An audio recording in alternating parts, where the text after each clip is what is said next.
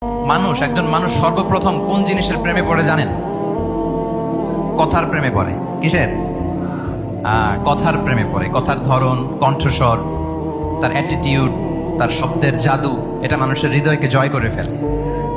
আল্লাহ রাসূল সাল্লাল্লাহু আলাইহি ওয়াসাল্লাম তিনি নিজেও বলেছেন, ওয়া ইন্না মিনাল বায়ানি লা সিহরা, কিছু কিছু বক্তব্যের মধ্যে জাদু আছে। তো রাসূল সাল্লাল্লাহু আলাইহি ওয়াসাল্লামের এই এলোকোয়েন্স ছিল।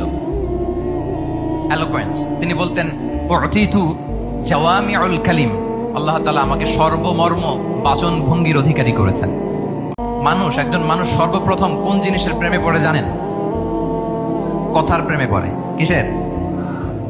কথার প্রেমে পড়ে। কথার ধরন, কণ্ঠস্বর, তার অ্যাটিটিউড, তার শব্দের জাদু, এটা মানুষের হৃদয়কে জয় করে ফেলে। আল্লাহ রাসূল সাল্লাল্লাহু আলাইহি ওয়াসাল্লাম তিনি নিজেও বলেছেন, ওয়া ইন্না মিনাল বায়ানি লা সিহরা, কিছু কিছু বক্তব্যের মধ্যে জাদু আছে।